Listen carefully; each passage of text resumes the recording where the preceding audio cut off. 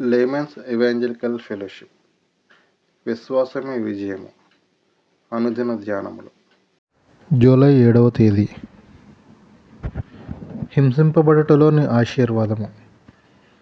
కాబట్టి చెదరిపోయిన వారు సువార్త వాక్యమును ప్రకటించుచు సంచారము చేసిరి. అప్పుడు ఫిలిప్పు సమరయ పట్టణము వరకును వెళ్ళి క్రీస్తును వారికి ప్రకటించుచుండెను. అపోస్తల కార్యములు 8వ అధ్యాయము 4-5 వచనములు. ప్రారంభపు సంఘమునకు కలిగిన హింస వల్ల వారు చెదిరిపోయిరి. ఒక పట్టణంలో హింస కలిగినప్పుడు మరొక దానికి పారిపోవుడి అని యేసు చెప్పిన విధంగా ఫిలిప్పు సమరయకు వెళ్ళాడు. దేవుని వలన కలిగిన జీవమును మరుగ చేయలేరు. ఆ జీవము క్రమంగా వృద్ధి చెంది ఒక స్థాయిలో విస్తరిస్తుంది. సాధారణంగా బావుల దగ్గర, గోడల దగ్గర మొలిచే చెట్ల వలన బలమైన గోడలు సైతం విరిగిపోతాయి. ఆ మొక్క వేళ్ళు చాలా సున్నితమైన అయినను పెరిగినప్పుడు కఠినమైన రాళ్లను సైతం త్రోసివేస్తాయి.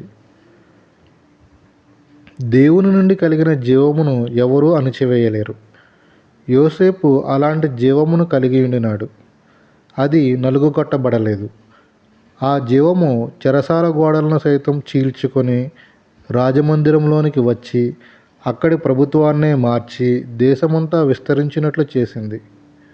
క్రైస్తవుడు కూడా అలా వృద్ధి చెంది అణచాలని ప్రయత్నిస్తే ఒక్కసారిగా అగ్నిపర్వతము తెరుచుకొనినట్లు కనిపిస్తాడు.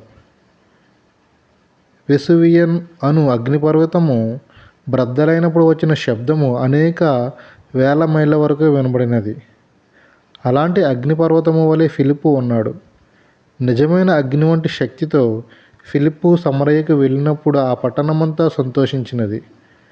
నిన్ను కూడా దేవుడు అనేక చోట్లకు ఫిలిప్పు వలె వాడబడువానిగా చేస్తాడు. సువార్త ఎంతో శక్తిగలది అయినప్పటికీ కఠిన హృదయాలను సున్నితంగా విరగగొడుతుంది. మనస్ఫూర్తిగా సువార్త సేవ చేసినప్పుడు శక్తివంతులగుతారు. మనస్ఫూర్తిగా సువార్తను అంగీకరించే వారిని దేవుడు ఆశీర్వదిస్తాడు. సువార్తను దేవుని దగ్గర నుండి పొందిన వారు మాత్రమే ఎక్కడనైనా ఇతరులకు సువార్తను ఇవ్వగలరు. ఇక ఎన్నడూ నిద్రించక కమ్యూనిస్టు వారికి సువార్తను అందించాలి. కరెంట్ షాక్ వంటి ఉత్తేజాన్ని కలిగించేవాడిగా ఉన్నట్లయితే దేవుని కృప తోడుగా ఉండి ఆయన కార్యాలను చేసే పరికరంగా వాడుకొనగలడు. ఎలాంటి గొప్ప తలాంతులను దేవుడు నీలో పెట్టాడో నీవు తెలుసుకోవాలి. ఎన్. దానియేలు గారు.